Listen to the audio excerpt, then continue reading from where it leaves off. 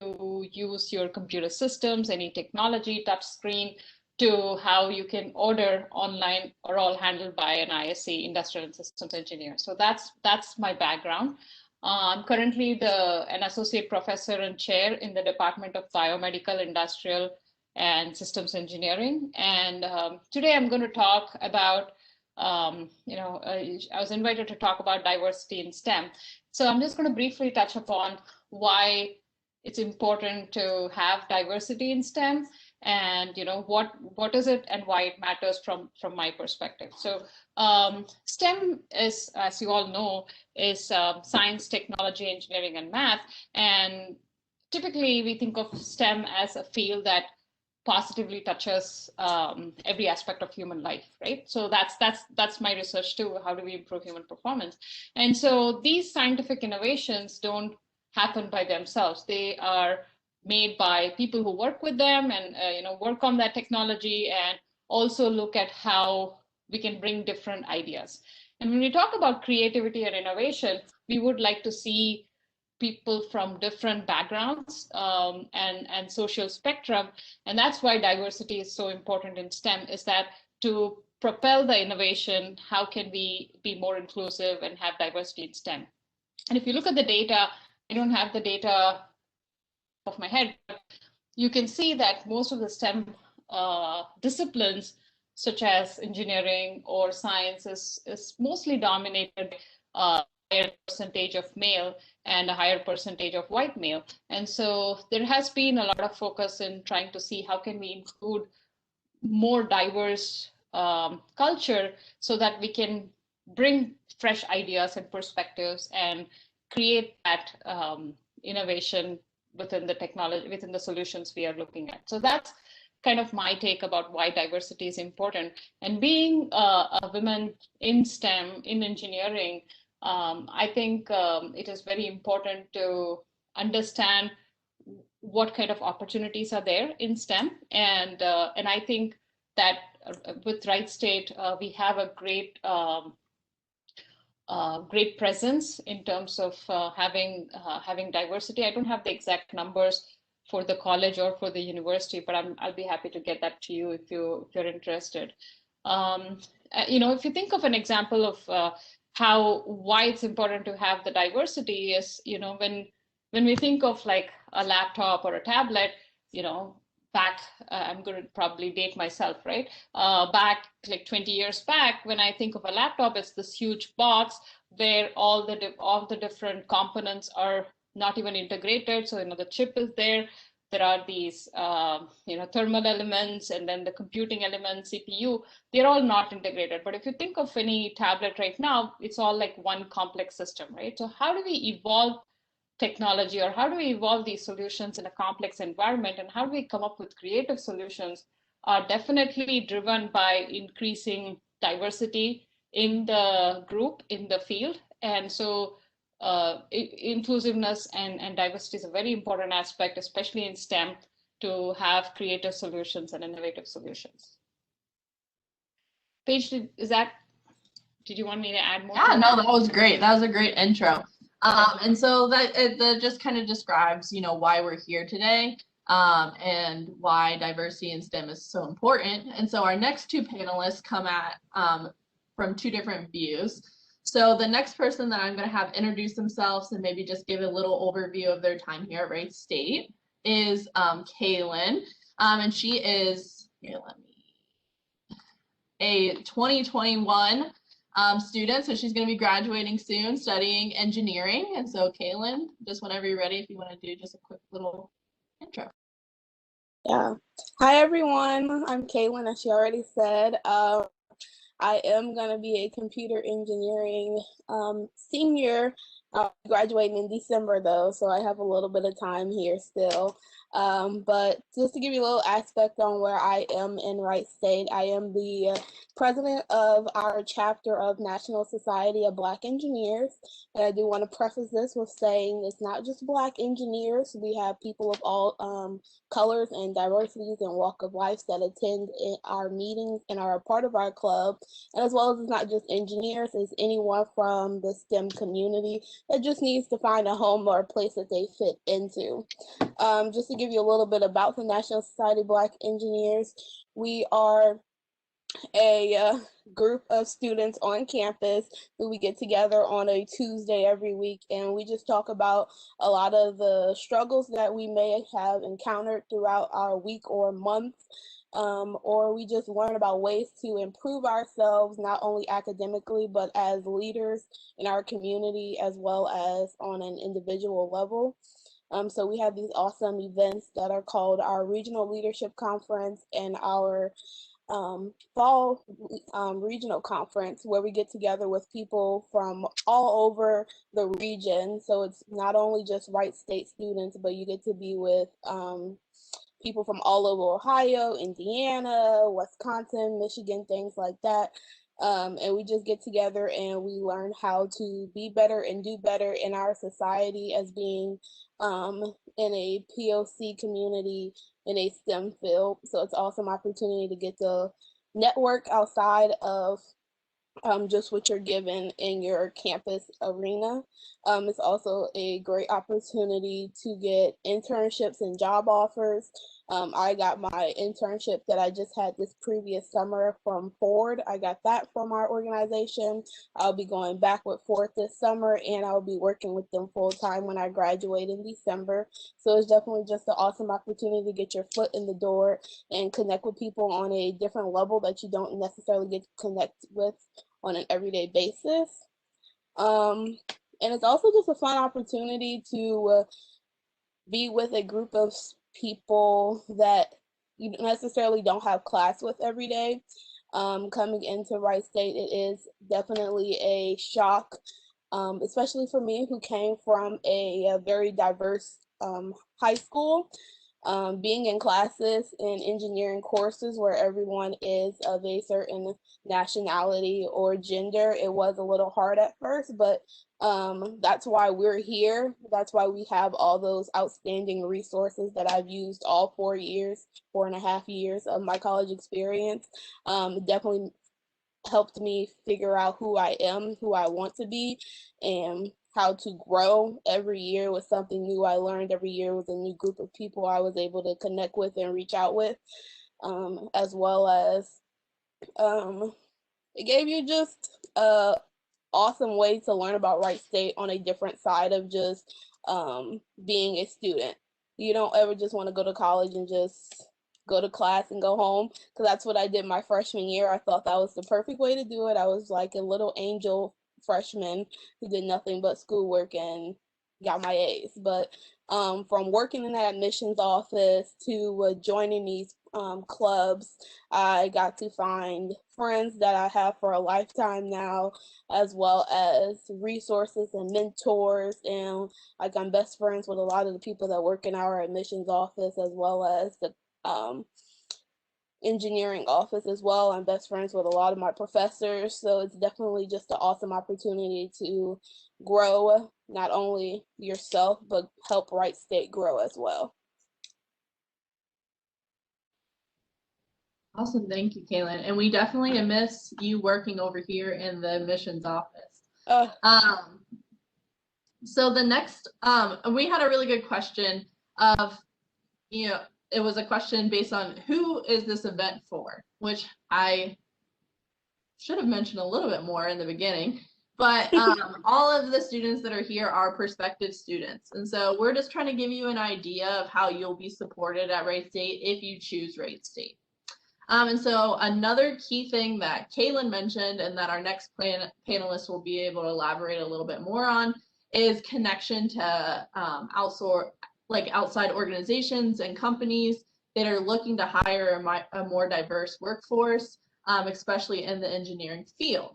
So the next person that I want to introduce is Dr. Riviera.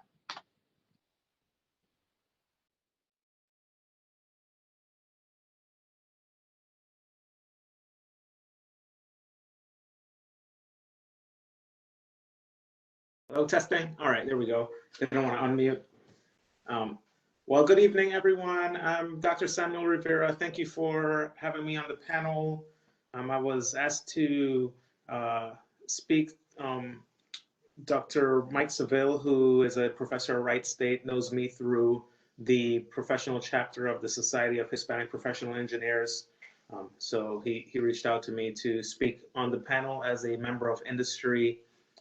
So I work right now at Matrix Research, which is a research and development firm here in Dayton, Ohio.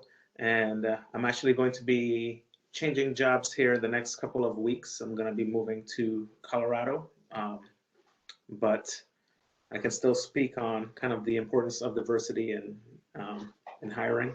So one kind of key thing, besides the fact that I appreciate diversity in the workplace as a Puerto Rican guy who grew up in the Caribbean. I like to see a lot of people from different backgrounds. That's how I grew up. So I appreciate on a personal level having diversity, but from a business level and industry level of creating value, diversity basically has been shown and proven throughout. If you search through business literature, teams that are more diverse come up with better solutions. They come up with better ideas, more innovation. It's just as simple as that. So from someone who's looking to hire people, um, it's just inherently valuable to make sure that your team comes with people from different backgrounds. And one thing that I wanted to speak about, a couple of things I wanted to discuss, kind of why is it then, if we know and the science and literature shows that diversity is so valuable, why is it then that maybe diversity is lacking so much in STEM? Why is it that, as some of the other panelists have mentioned, when you go to the engineering course, it's mainly white males, or when you go now to go work at Google, it's a bunch of white males? Why is that? So I have kind of my list and reflection of why, as well as why not, and some key advice for the incoming prospective students. So essentially, there are definitely some systemic factors at play with why there is such a lack of diversity in the workplace, and this is something that I face at my office, and why that I've pushed for more diverse hiring. Basically, you're up against essentially 400 years of systemic oppression to certain groups, especially the Black community, which puts that community at a disadvantage for getting for as well as other discriminatory hiring practices and systemic oppression that lead to these disparities in hiring in STEM. Other reasons, when women and people of color, minorities, get these tech positions, they face discrimination, toxic work culture, and other issues there. If you right now, I don't know if you all are following, there's ongoing discussion of Dr. Timnit Gebru, who's a ethics AI researcher who was recently fired from Google for her work there, who's really bringing to light a lot of the discrimination that's going on at these really big tech areas. So, minorities, people of color are basically up against issues, very systemic, long living issues that are reasons why there is such a disparity in STEM. So in order to overcome that, I have a few tips and advice, because those issues are not going to go right away right now. But I just want to say, it is not at all because, as let's say, if you are a woman or person of color who's interested in doing something in STEM, it is not because you're not capable. My experience working with people of all different backgrounds, everyone is just as capable of as anyone else. But the difference that I do find is that people who come from maybe more privileged groups, more privileged backgrounds, tend to have been coached better, have a little bit more mentorship, so that when I see a resume of someone who is from a privileged background, whose parents and stuff have already gone to universities, all this, the resume is solid. It's like, wow, I need this guy. I need this white male guy on my team right now because the credentials are so good. And I see someone else who wasn't as coach, and I said, well, maybe they're great. I don't know. And then when I meet this guy, I said, well, he's just a regular guy like anybody else, right? So make sure you find yourself a mentor. Kaylin, the president of NSBE, gave you a great example of the kind of organizations that are doing great things to mentor and support different groups, not just of engineers, not just if you're Black, any type of minority. Also, Society of Hispanic Professional Engineers typically works with NSBE also. Another great organization, great way to find that mentorship so that you can really get the type of support that other more privileged groups are getting. So you can also basically compete in an uneven playing field. That's my number one thing. Get a mentor. Know that you're worthy. You are capable, just as capable as anyone else from any background. Don't let don't let them fool you. Um, and don't be afraid to fail, to try and fail, and to reach. Seriously, you might be afraid, oh, I don't know if I can program or go into tech or go into medicine, do science. Why not? Try. Maybe you'll find something different along the way that you really like. But if you don't try, you'll never find out. Yeah. So that's mostly my thing. I didn't want to go too far left, but wanted to keep it real. Thank you. Yes, thank you. And you know, provided great insight on, you know, what employers are looking for, and then just as, you know, an engineer yourself, kind of your perspective. So we appreciate that. So I do want to remind our attendees that there is the opportunity to ask questions of our panelists down at in the chat or the Q&A. I do have a few questions prepared, but I'd much rather have questions from our attendees. So again, feel free to put them in the chat or the Q&A. And so my first question is, and you know, you can kind of give it from your own perspective, but is how can those students make those connections? So we talked about the importance of mentorship and finding your people. So what are maybe some advice or ways that you've experienced making those connections? I would say the easiest way I've found them is just by checking email. A lot of the times these organizations, especially during times like this where everything is on Zoom and at home, a lot of the times they're mass sending out emails every day. So definitely making sure you're on top of your emails, looking at those, as well as we are all students, we're youthful, so we all know about social media and all that. So a lot of us have those Instagram accounts and Facebook accounts. So definitely just if you do a quick search of WSU NSBE, you can find us on 10 different things. So definitely just taking a minute out of your time can help you find all of these organizations, as well as reaching out to one of those, what is it called? The big org. So BSU, Bilingual Help Center, they have everyone's contact information as well that can get you in touch with a lot of people. As far as mentors go, I found you just have to put yourself out there, I guess I would say. One of my mentors was my freshman engineering teacher, and that was when I wasn't sure if I wanted to do engineering. I felt a little bit of an outcast being a Black female in a class of all males. So that teacher definitely took me under his wing, and he was like, you can do this. He's like, you're just as capable as anyone else in this class. And he's definitely the one that guided me to stay in engineering. And I have Zoom calls with him like twice a month now. So definitely just making sure you're being yourself in those classes and not changing can be a big help in finding someone that can help you out.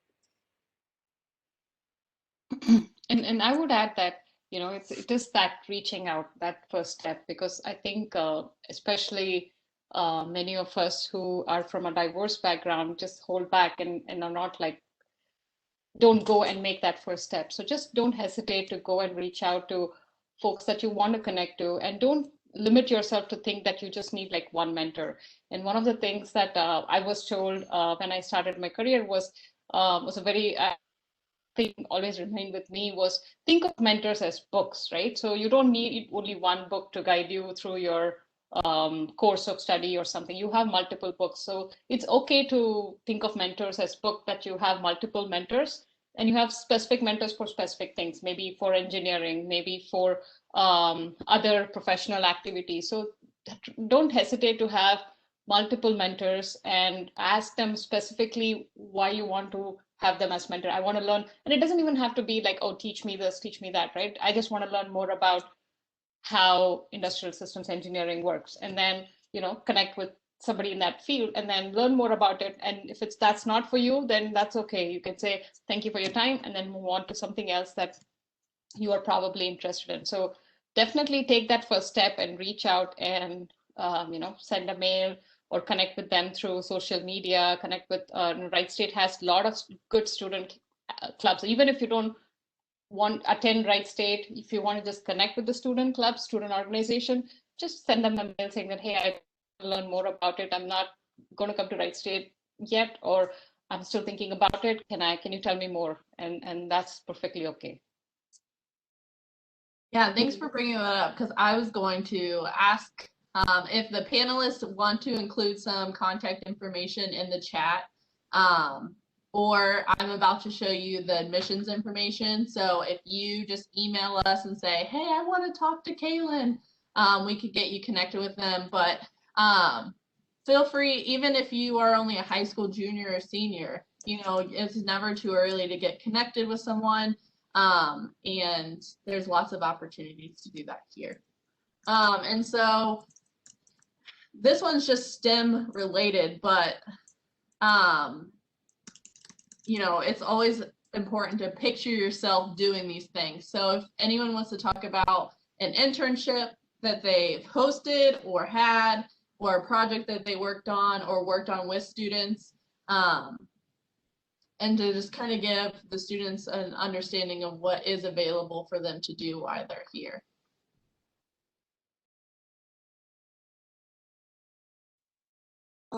Internships I've had, one of the biggest things I want to preface before this is never knock an opportunity before you try it.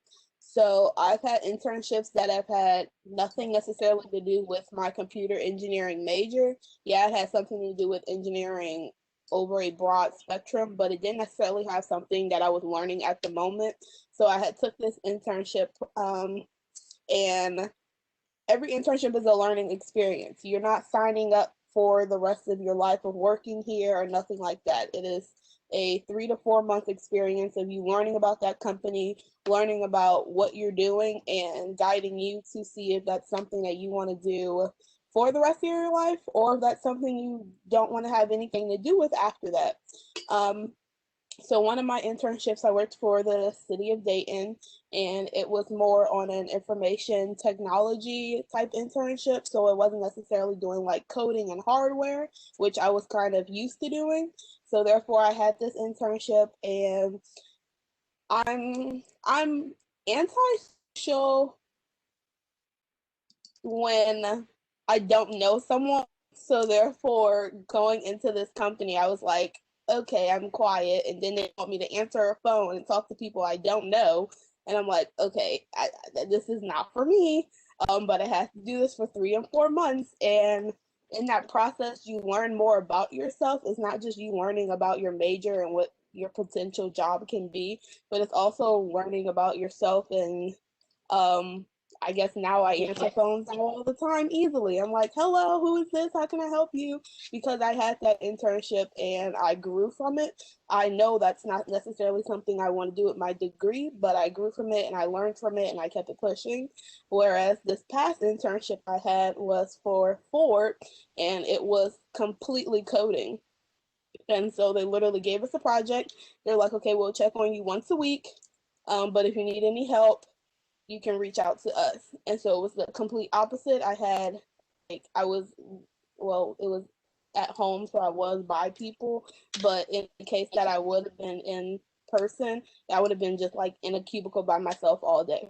So therefore, from that, I learned I like doing the coding end of my degree, but from having that first internship, I now know I have to be around people. I have to be talking to people somehow.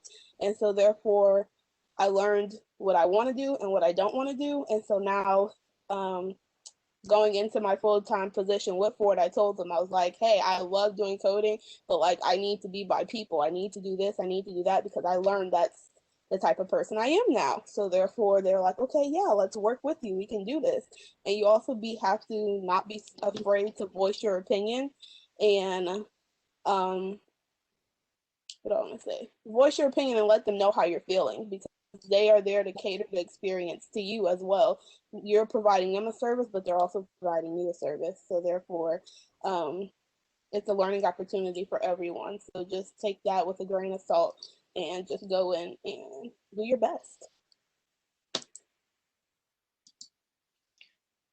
And I can add to her answer with yeah, like go with an open mind, but of course, make sure that you establish some learning objectives in your internship. Like you don't wait for them to tell you. Of course, you need to first understand what is required from the job and stuff. But if you feel like you want to add something else, so hey, I want to also learn about this Excel software or this particular supply chain tool, don't hesitate to tell them that you're interested in it. Be proactive. Also, don't limit yourself to the group that you're working with in terms of internship. When I was doing my master's, I did my internship with Intel Corporation, and one of the advantages that Intel is a big organization, so that allowed me to connect with other interns as well as other groups. But if you have an opportunity to connect with other related groups within the organization, again, don't hesitate to do that. Networking is not a skill, at least for me. Like Kaylin said, sorry, I'm not very social with people I don't know. So I have to take an effort to go and talk to them. So just don't hesitate to do that. Make it a goal, write some goals. I have to talk to 5 new people in the first month or something. And so try to go and do that. And then once you're comfortable talking to other people and networking, it kind of comes naturally. I can add a little bit to that. I think excellent points brought up. Take it all, everything as a learning opportunity. It's all, it might not be exactly what you think, but there's probably something to learn there. And networking is so important. And it's also really uncomfortable for most of us to just go and talk to people and put ourselves out there. But there's this, there's this saying, it's not what you know or who you know, it's who you know or who knows you. Network. I know it's a little bit different now in the age of social distancing where your resume means so much more. But when we go back to the normal times, hopefully that kind of personal connection and people knowing you is going to be a huge value in terms of getting you that internship, getting you that job. So, speak to your professors, speak to people at your different internships, get involved with local organizations. Definitely, networking is huge. Just adding on to the for 2 seconds. Also, you never know when you're gonna need a certain person, so don't just knock them out if it'll be like, oh, they have nothing to do with engineering, like I don't need you, or oh, they were kind of rude to me, like let me stay away from them type thing. You never know when you're gonna need an individual, so always just make sure you are doing your best, being on your A game at all times, just because who knows? One of my mentors actually is an English professor. I didn't even like when I had them for my English class. And then that was my freshman year. That made me hate English. But then turn around my junior year, they actually helped guide me into making a good resume and interviewing skills and things like that. And now I email this person a lot now. But when we had class together, I couldn't not stand that class. I hate to say it, but so definitely just make sure you are just being polite and nice to everyone and making sure you keep those contacts because you never know when you will need them. Great point. Thank you all for sharing that. That was really great. So those are, I think we've got a lot of information in just the short amount of time that we've been logged on here, which I'm very excited for, and I hope all the attendees are excited for as well. And so I just want to remind you again that there is the chat, the Q&A. I haven't seen any questions come through. And so that must mean that we're covering it all, but of course we want to leave it open. And I do want to remind you that our panelists have put their contact information in the chat. So if you can't get the chat, let us know and we can get you that contact information directly. But I definitely think our panelists all have great insight. And so if you just feel more comfortable asking questions one-on-one, you can do that. And then I'm going to share my screen here. And this has all of the admissions contact information. So not only is admissions a great contact for you to ask admissions questions, but we're also a good directory. So if you want to reach out to someone specific, if you want to reach out to a specific department, so you've heard generally about the STEM fields, if you want to hear from someone in the chemistry department or in the electrical engineering department or any of those specific needs, we can connect you that way as well as with any of our panelists tonight. And so we are also offering campus visits. So if you want to come visit campus, all you have to do is go to wright.edu/visit, schedule a campus tour, and then if you want to meet with the department while you're here, all you have to do is just email us and we can get you a bonus session onto your campus tour where you get to see maybe some of our labs, or meet a faculty member or current student while your time here. And so I will again be checking the questions in the chat, but I will leave it to our panelists if they have any final words, and then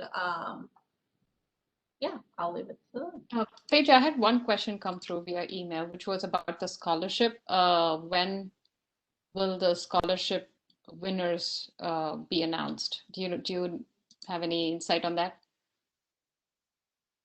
Sorry, I muted myself. I was talking. But yes, and so if you have an individual question about your specifics, just email admissions, or I'll put my personal email in the chat as well. You can email me personally and I can look up your personal.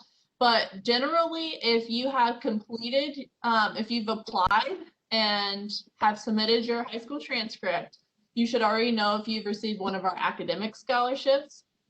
If you have completed your FAFSA and turned those into us, you will know if you have any need-based scholarships by the end of the month. And then for our competitive scholarships, that the application was available, was due on February 1st for any of those scholarships, those will be awarded. I think the goal is to have them all awarded by mid to late March. So you should know in March if you received any of those scholarships. And so there was one person who reached out to me directly, and I will email you after this and make sure that we can set up a time to talk specifically about your goals. But we did have a question come through, which is very exciting. One of them is, what is a good place to job shadow if you're interested in the STEM fields?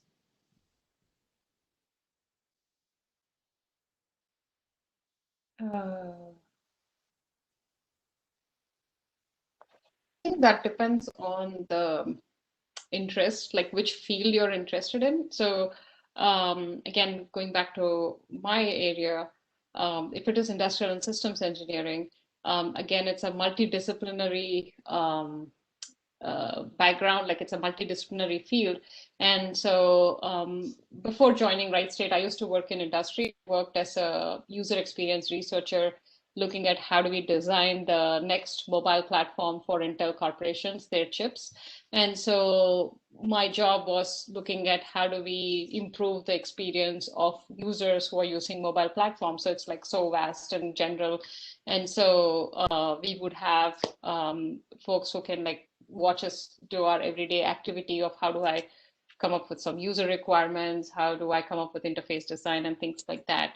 And if you're interested in somebody who is out in the field, like manufacturing, for example, you could try to look at, day in the life of an operator, control room operator, where he's looking at how things are being controlled in a manufacturing industry. So it really depends upon what your interests are. And we have, so talking about College of Engineering and Computer Science, we offer degree programs in computer science, computer engineering, electrical engineering, mechanical and materials engineering, biomedical engineering, and industrial and systems engineering. So we offer, of course, within electrical, we have a couple of specific programs, and mechanical as well. So but broadly, we offer these 6 programs. And so if there is a specific interest that if there's a specific field that's of interest to you, we can definitely connect with some local industry that work with us, with our senior design team. And one of the things that as a bachelor student you would do is in your final year, you do this capstone project, which we call a senior design, which is a project that kind of put all your skills that you learned over the last several years in terms of designing a system or developing a component or something that you do as a group project. And that kind of is something that we work with some industry to come up with some projects. And so that would also be a good time where you expose to what is out in the field and have some real world problems that you're interested in. I don't know if that answered your question, but I think it depends upon your interest. And if it is something that we offer here at Wright State, I can work with connecting you to some local industry or to the department, and they can help you connect to find out what they do. Going off of that, it's definitely back to the connections thing again. I remember my freshman year, I actually started out as biomedical engineering because I wanted to be a doctor, because I just swore I was going to be the next Meredith Grey. But I actually emailed a random email I found on Miami Valley Hospital's contact list. And I was like, can I shadow you for today? And they let me shadow them for today. And that day I found out I did not want to be a surgeon anymore. So therefore, it's honestly just about, like we've been saying all day, just putting your foot in the water, being that first one to reach out. The worst you can hear is no. I think I've heard about probably 150 in just 1 year. So definitely just taking that no with a grain of salt and keep it pushing. But definitely as well as using your teachers as a resource, because especially in the engineering department, I've learned a lot of our teachers, their full-time job is not teaching. So therefore a lot of them work at the base currently, or they are retired and they worked at the DOD or something like that. So a lot of your teachers definitely have the experience, like a lot of experience doing other things besides teaching. So asking them, they're able to get you in and give you the connections as well. After I found out I wasn't going to be a general surgeon, I was like, okay, do I still want to have a biomedical engineering degree? So I was talking to one of my professors, and he was like, well, I can have you shadow someone doing electrical engineering at the base. And I was like, oh, okay, I'll do that. So I shadowed them. And then I met one of their coworkers who's the computer engineer. And then that's how I decided I wanted to do computer engineering. So once again, literally emailed the whole Wright State directory if you want to. Nothing bad can come of it. Okay, I'd like to add, first of all, really excellent question. Shadowing is such a great way to find out about what you like, and also, probably more importantly, what you don't like. I know a colleague who went to get their teaching degree, and they did the whole thing, the shadowing and the, like, when you're teaching in the class, and once they had to do it, they couldn't do it. They just, nope. And they had the whole degree, everything. Started the job. So you shadowing for a career that you think you might want before you actually go through all the coursework, definitely do that. There's an expression to go off what Kaylin said, no means next. Don't be afraid to get a no, to reach out there and to just move on to the next opportunity. No, you're gonna get a lot of no's in your life, and that's okay. It's not a bad thing at all. And one way that I have actually been able to shadow, not so much kind of cold reaching out to people, although that's one great way to get those opportunities, is to leverage these different organizations and support systems. So, for example, the NESB and the SHIP. When I was in high school, I was in a future business leaders organization, something like that, where I was able to shadow an attorney, and wow, that was a boring day. So quickly, turned myself off from that, which was a really great experience for me. So I'd say if you're not as keen on kind of the cold email, cold reaching out route, which can be really intimidating, definitely try to reach out maybe to these organizations, these engineering groups and stuff, especially you have these on campus, and you have some of these, the leaders right here on the panel, you have their personal email. Definitely leaders around the campus who would be happy to help you get in touch with the right people.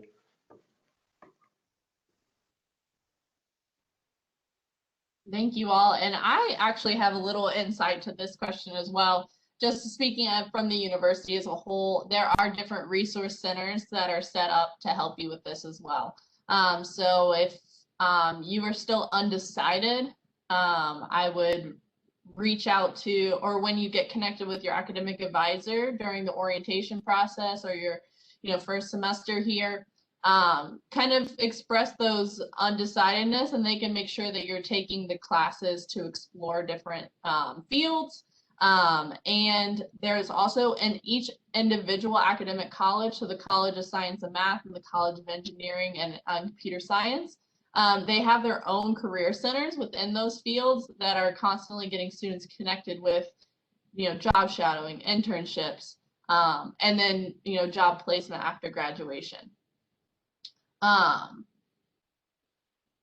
And so we did have someone who said that there was a lot of job shadowing at Cincinnati Children's. So thanks for, sharing that insight. So, we're always looking to make new connections. Like with Dr. Riviera, we are making connections outside of the university to make sure that, we're connected and opportunities are available. So I don't see any other questions, but feel free to put them in there. That is all we have here. We'll be around for a few more moments, and if any other questions pop up, we'll bring them to the group. But just want to thank you all again for coming tonight. I want to thank our panelists for joining me and giving the great insight, and hopefully you learned a little bit, and we'll continue to explore the STEM field. And that's all I have. Thank you.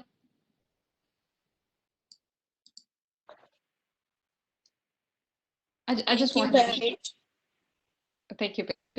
I just want to mention that even though we don't have internships as a part, like it is there in the curriculum as a technical elective for some of the programs, but I do want to say that most of our students find opportunities to do internships in their junior, senior year, and then we have, like Paige mentioned, like the career services that connects them with the company and does a good job of doing evaluation. And you definitely, I'm not trying to sell Wright State, but you definitely get that one-on-one interaction with your academic advisor and your career service person, as well as the department. So I'm a alumna of Wright State, so I've studied here, and I think the service offered by Wright State is wonderful.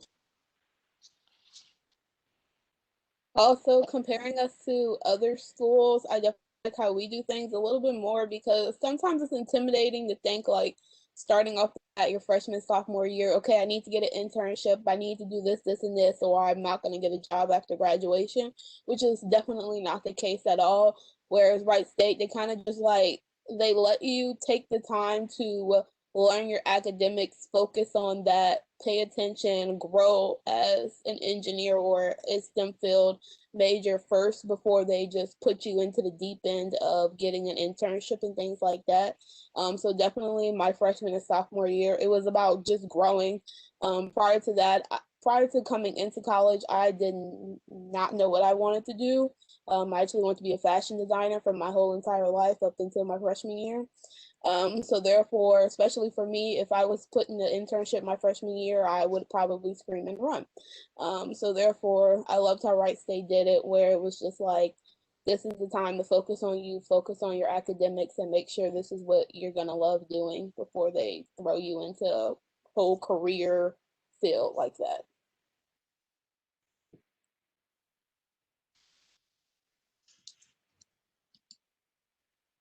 Thanks again for that additional, because I mean, we always love at the admissions office giving Wright State a little bit of a plug as well. So, Got to.